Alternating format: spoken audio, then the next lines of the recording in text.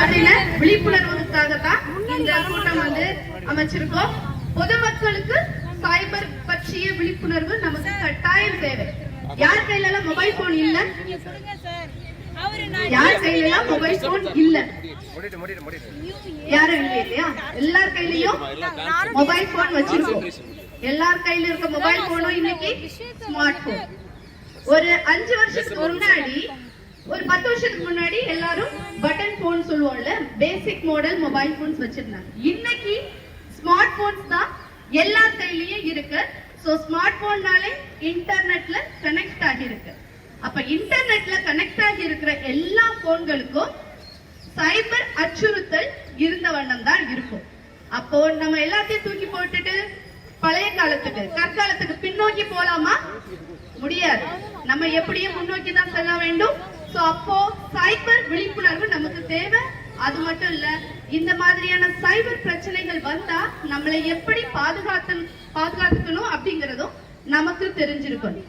So இது மக்களுக்கு போய் சேரணுங்கிறதுக்காகத்தான் இந்த சைபர் ஸ்ட்ரீட், இந்த அவேர்னஸ் விழிப்புணர்வு எல்லாமே.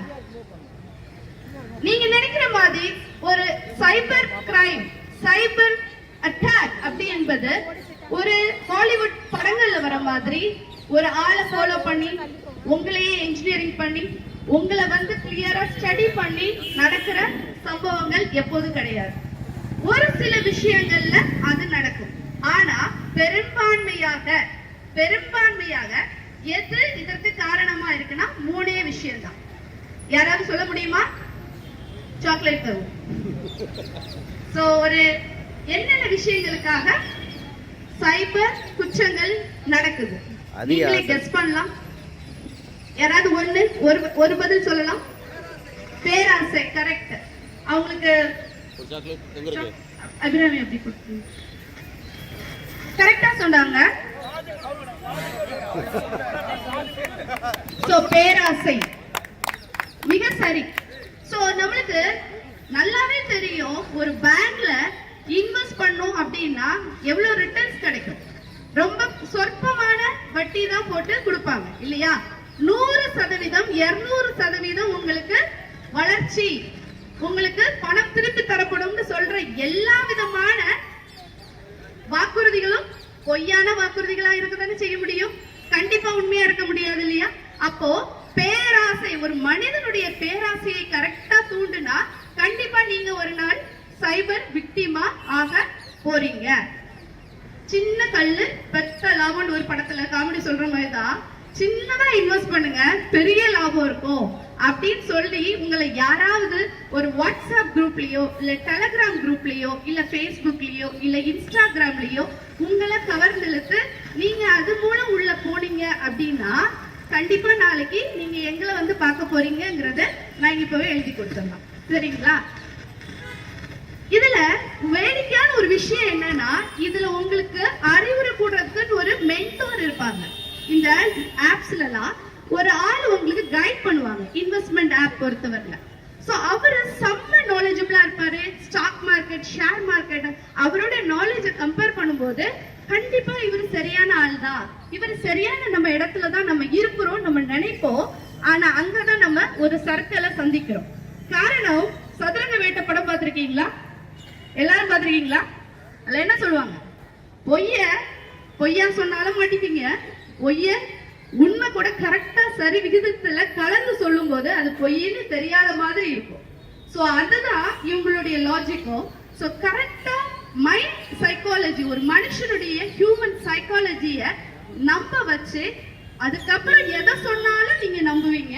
உங்களை கண்டினியூஸா பணத்தை கோடிக்கணக்கில் இன்வெஸ்ட் பண்ண வச்சு மொத்தமா உங்களுடைய வாழ்நாள் சேமிப்புகளை எல்லாத்தையும் அழிச்சு அதுக்கப்புறம் எங்களையும் வந்து சந்திக்க வைக்கிறாங்க.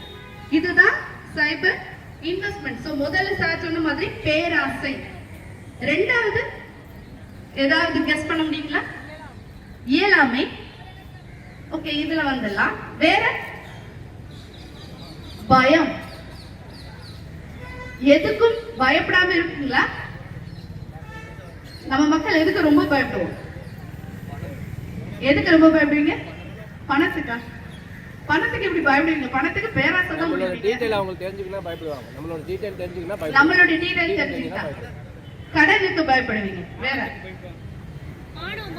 மானத்துக்கு பயப்படுவீங்க. நம்மளுடைய ரெputation, இமேஜ், எங்கேயே இமேஜ் கொஞ்சம் சரக்குனாலும் நம்மளுக்கு அது சுட்டு குத்தும் இல்லையா? ஓகே, தென் வேற எதுக்கெல்லாம் பயப்படுவோம்? வேற எதுக்கெல்லாம் பயப்படுவோம்?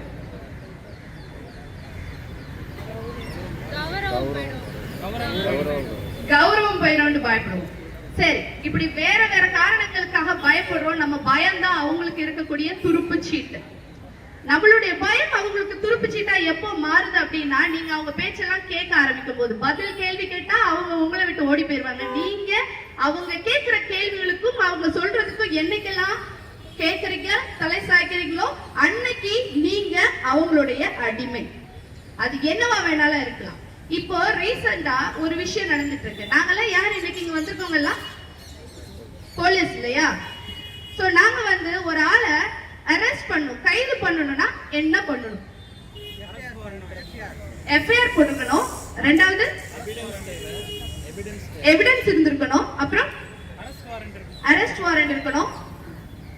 போன்லயே தம்பி ஒன்னு அரெஸ்ட் பண்ணிட்டு வந்து சரி ஸ்டேஷனுக்கு சொல்லிடலாமா? டைரக்டா போகணும், கைது பண்ணணும். அப்பதான் அந்த கைது ஒரு முழுமைத்துவம் அடையும். ஆனா இன்னைக்கு காலத்துல நல்ல படிச்சவங்க, சமூகத்துல ஒரு நல்ல அந்தஸ்துல இருக்கிற எல்லாரும் தான் இந்த டிஜிட்டல் அரெஸ்ட் ஸ்கேமுக்கு என்ன வராங்க, விக்டிமா ஆறாங்க. என்ன நடக்குது? ஒரு போன் வருது, சிபிஐல இருந்து கால் பண்றோம், ட்ராய்ல இருந்து கால் பண்றோம், கஸ்டம்ஸ்ல இருந்து கால் பண்றோம், எங்க இருந்தோ கால் பண்ணிட்டு போங்க, போலீஸ் பேசுறோம், ஏதோ ஒண்ணு சொல்றாங்க. சொன்ன உடனே நம்ம என்ன தப்பு பண்ணா நம்மளுக்கு ஏன் இவங்களுக்கு கால் பண்ணுவோம்னு சொல்லிட்டு திருப்பி யாரும் கேட்கறது கிடையாது. சரின்னு சொல்லிட்டு கேட்கறாங்க. உங்களுடைய போன் நம்பர் டெரரிஸ்ட் ஆக்டிவிட்டிக்கு பயன்படுத்தி இருக்காங்க. ஓகே, அடுத்தல உங்களுடைய ஆதார் கார்டு இதான எண், உங்களுடைய ஆதார் எண், இந்த எண்ணில இருந்து பல தவறான செயல்கள் அரங்கி இருக்கு. நிறைய சிம் கார்ட்ஸ் பர்ச்சேஸ் பண்ணிருக்கீங்க, நிறைய கிரெடிட் கார்ட்ஸ் வந்திருக்கு, நீங்க வெளிநாட்டுக்கு அனுப்பியிருக்கீங்க. உங்கள்ட்ட இருந்து நிறைய தவறான செயல்கள் இந்த அடையாளங்களால ஏற்படுத்தப்பட்டிருக்குன்னு சொன்ன உடனே நம்ம ஆளுங்க எப்படி பயம், அந்த பயம் வந்ததுக்கு அப்புறம் படிப்பு, அறிவு, பொது அறிவு எல்லாமே தரமட்டமாகி அவங்க சொல்ற கீ கொடுத்த பொம்மை மாதிரி ஆட ஆரம்பிச்சாங்க. இதுல வேடிக்கையான விஷயம் என்னன்னா, வீட்டுல இருக்க சக மனிதர்களிடம் கூட இவங்க இதை சொல்லக்கூடாதுங்கிறது தான் முதல் இன்ஸ்ட்ரக்ஷன். இத சொன்னா அவங்களையும் கைது செய்வோம் அப்படின்னு நம்ப வைக்கிறாங்க. உங்களை நாங்க கைது பண்ணிட்டோம்னு சொல்லிட்டு மூளை செலவை செய்யற மாதிரி உங்களை கன்வின்ஸ் பண்ணி, இந்த மனுஷன் என்ன நினைக்கிறாங்க, நம்ம அரெஸ்ட் பண்ணப்பட்டாச்சு, நம்ம இந்த இடத்தை விட்டு மூவ் பண்ண கூடாது, ஹவுஸ் அரெஸ்ட் ஆகிட்டோம் அப்படின்னு நம்ப வைக்கப்படுகிறார்கள். இதுல என்ன வேடிக்கைன்னா, ஒரு கேஸ் ரீசெண்டா ரிப்போர்ட் ஆனதுல ஒருத்தர் ஒரு பிக் பேப்பர்ல எழுதி காமிக்கிறாரு, நான் அரெஸ்ட் பண்ணிட்டாங்க, என்கிட்ட பேசாதன்னு ஒய்ஃப்ட எழுதி காமிச்சிட்டாங்க. எந்த அளவுக்கு ஒரு பயம் அந்த மனிதனை தாக்கி இருந்துன்னா, வீட்டுக்குள்ள தன்னுடைய வீட்டுக்குள்ள இருக்கும் போது அரெஸ்ட் பண்ணிட்டதை நம்பி தன்னுடைய மனைவிட்ட ஒரு பேப்பர்ல எழுதி காமிக்கிறாரு, தான் அரெஸ்ட் பண்ணப்பட்டுவிட்டோம் அப்படின்னு சொல்லி. சோ இந்த பயம் தான் எதிர்முனையில இருக்கிற ஒரு நபருடைய ஆயுதமா மாறுது. அவங்களை யாரும் ஃபாலோ பண்றது கிடையாது. பழைய காலத்துல நடக்கும் மாதிரி கொள்ளை அடிக்கிறதுக்கு ஸ்கெட்ச் எல்லாம் போட்டு வழிப்பறி பண்றதுக்கு நிறைய பிளான் பண்ணுவாங்கன்னு கேள்விப்பட்டிருப்பீங்க இல்லையா? அப்படி எதுவும் இல்ல. இருந்த இடத்துல இருந்து ஒரு போன் கால்ல உங்களைய ஆட்டி வைக்கிற ஒரு பொம்மை, ஒரு கருவி மாதிரி ஆட்டிடுறாங்க. இதுக்கெல்லாம் காரணம் என்ன? உங்களுடைய பயம். சோ இப்ப நான் உங்கள்கிட்ட சொல்றேன், டிஜிட்டல் அரெஸ்ட் அப்படிங்கிற ஒரு கான்செப்டே கிடையாது. யாரும் யாராலையும் ஒருத்தரை போன்லயோ இல்ல ஆன்லைன்லயோ அரெஸ்ட் செய்ய முடியாது. அந்த அளவுக்கு என்ன டெக்னாலஜியோ இல்ல எந்த சிஸ்டமும் கிடையாது. அது நம்மளுடைய மனசுக்கு போய் சேரணும். இன்னைக்கு பல கோடி ரூபாய் இழந்த மக்கள் நிறைய பேரு இந்த டிஜிட்டல் அரெஸ்ட் ஸ்கேம்ல பாதிக்கப்பட்டவங்களா இருக்கிறாங்க. இவங்க போலீஸ் கிட்ட சுதாரிச்சுட்டு, சரி நம்ம ஏமாந்துட்டோன்னு தெரிய வர்றதுக்கே 3-4 நாட்கள் ஆகிறது. அதுக்கப்புறம் எங்களை வந்து அணுகும் போது பை த டைம் அந்த பணங்கள் எல்லாம் அவர்களால எல்லாத்தையுமே வித்ட்ரா பண்ணப்பட்டிருக்கு. சோ நாங்க ஹெல்ப் பண்ணணும்னு நினைச்சாலும் உங்களுடைய பயம் உங்களுக்கு ஹெல்ப் பண்ண விடாம தடுத்துருக்கு. சரி, மூணாவது ஒரு விஷயம் பார்க்கலாமா? என்ன விஷயம் பார்க்கலாம், எதிர்பாலின கவர்ச்சி. இதை எப்படி வேணா எடுத்துக்கலாம். சோ இதுதான் வைட் பெர்ஸ்பெக்டிவ்ல 3 கேட்டகரியில நாங்க எல்லா சைபர் கிரைமும் போடணும் அப்படின்னா, பயம், பேராசை, எதிர்பாலின கவர்ச்சி, இல்ல ஒரு ஃப்ரெண்ட்ஷிப், தெரியாத நபரோட ஃப்ரெண்ட்ஷிப். இன்னைக்கு பாதி பேர் இன்ஸ்டாகிராம், ஃபேஸ்புக் எல்லாத்துலயும் ஃப்ரெண்ட்ஷிப் எப்படி இருக்கு? நம்ம பக்கத்துல வீட்டுக்காரங்க கூட பேசுறது கிடையாது. எதிர் வீட்டுல யார் இருக்கான்னு நமக்கு தெரியாது. கேட்டா நம்ம சிட்டி கல்ச்சர், நமக்கு பக்கத்து வீட்டுல என்ன நடக்குதுன்னு தெரியாது. இன்ஸ்டாகிராம்ல ஒவ்வொருத்தருக்கும் 1000 ஃப்ரெண்ட்ஸ் குறையாம இருப்பாங்க. யாருன்னு தெரிஞ்ச ஃப்ரெண்ட்ஸ் 100 பேரா இருந்தா 900 ஃப்ரெண்ட்ஸ் தெரியாதவங்களா தான் இருப்பாங்க. இத்தனை பேருக்கிட்டையும் என் மனநிலை என்னன்னு சொல்லிட்டு நீங்க போஸ்ட் போடுறதுலயும் உங்களுடைய ஸ்டேட்டஸ் போடுறதுலயும் நீங்க யாருன்னு அவங்களுக்கு தெரியப்படுத்திக்கிட்டே இருக்கிறீங்க. இதுல எத்தனை பேர் உங்களை மன ரீதியா ஆராய்ஞ்சிட்டு இருக்காங்கன்னு உங்களுக்கு யாருக்காவது தெரியுமா? தெரியாது. சந்தோஷமா இருந்தா சந்தோஷமான போஸ்டிங், கவலையா இருந்தா கவலையா ஒரு போஸ்ட். சோ உங்களை கரெக்டா வாட்ச் பண்ணணும்னா, உங்களை ஃபாலோ பண்ணணும்னா நேரடியாவோ உங்களை யார்கிட்டயுமே கேட்க தேவையில்லை. உங்களுடைய இன்ஸ்டாகிராம ஃபாலோ பண்ணாலே போதுமானது. உங்ககிட்ட ஃப்ரெண்ட் ஆகணும்னா ஆன்லைன்ல ஃப்ரெண்ட் ஆனாலே போதுமானது. அப்போ என்ன நடக்குது அப்படின்னா, இந்த தேர்ட் பர்சன், அது ஆணுக்கு பெண்ணா இருக்கலாம், பெண்ணுக்கு ஆணா இருக்கலாம், எந்த வித பாலினமாவும் இருக்கலாம், அவங்க சொல்ற ஆறுதல் வார்த்தைகள் வந்து இந்த மனுஷனுக்கு ரொம்ப தேவையான ஒரு ஆறுதலா மாறிவிடுது. இவங்களுடைய பர்சனல் திங்ஸ் எல்லாத்தையும் ஒரு கட்டத்துல ஷேர் பண்ண ஆரம்பிக்கிறாங்க. இதுதான் அவங்களுடைய முதல் வீழ்ச்சி. அடுத்து என்ன நடக்கு சொல்லுவாங்க, நான் வெளிநாட்டுல இருக்கிறேன். நம்ம ஆளுங்களுக்கு எப்பவுமே என்ஆர்ஐ மேல ஒரு கண்ணு இல்லையா? என்ஆர்ஐ மாப்பிள்ளனா ரொம்ப இஷ்டம், என்ஆர்ஐல இருக்கிறாங்கன்னா ரொம்ப பிடிக்கும் எல்லாருக்கும். அங்க எடுத்துட்டு உங்களுக்கு ஒரு கிஃப்ட் வருது.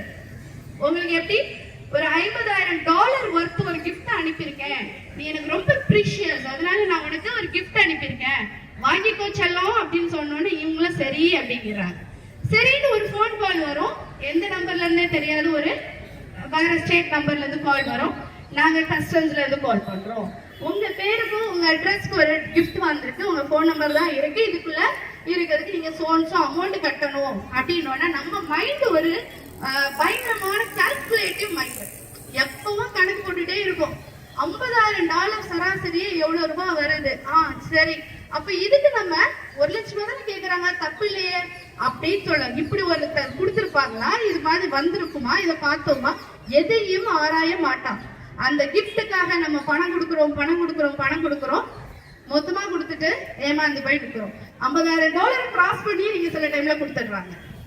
இன்னும் சில விஷயத்துல என்ன சொல்றாங்கன்னா, என்னையே அரெஸ்ட் பண்ணி வச்சுட்டாங்க உன்னை பார்க்க வரும்போது அப்படின்னு சொல்லிட்டு மென்டலா லாக் பண்றாங்க. சோ ஐயோ நம்மள பார்க்க வரும்போதுதான் இந்த மாதிரி மாட்டிக்கிட்டாரா அப்படின்னு சொல்லிட்டு அவரை ரிலீஸ் பண்றதுக்கு இங்க இருந்தே பணம் அனுப்பி கொடுக்குறது. சோ இது ஒரு விதமான ஏமாற்று வேலை. சோ இப்படி பல விதமான ஏமாற்று வேலைகளும் 3 விஷயத்துக்குள்ளதான் அடங்குது. உங்களுடைய பயம், உங்களுடைய பேராசை, உங்களுடைய கவர்ச்சி. சோ இந்த 3 விஷயத்துக்குள்ளதான் விதவிதமான கிரைம்ஸ் நடக்குது. நான் சொன்னது சிலவா இருக்கலாம். எல்லா கிரைம்ஸும் பாத்தீங்கன்னா அடிப்படை காரணங்கள் இந்த 3ல ஏதாவது ஒண்ணுதான் இருக்கும். இது வச்சுதான் அவ்வளவு சைபர் கிரைமும் பெருசா பில்டப் ஆகுது. சோ இதுல இருந்து நம்ம பாதுகாத்துக்கணும் அப்படின்னா, டெக்னாலஜியை தூக்கி போட்டு ஒரு யூஸ் கிடையாது. நம்ம டெக்னாலஜியோட வாழ்ந்துதான் ஆக வேண்டும். டெக்னாலஜி காலத்துல இருக்கும்போது டெக்னாலஜி நம்ம சப்போர்ட்டிவா இருந்துதான் ஆகணும். ஆனா என்ன பண்ணணும்னா, நம்ம தேவையற்றதுக்கு கவனம் செலுத்த கூடாது.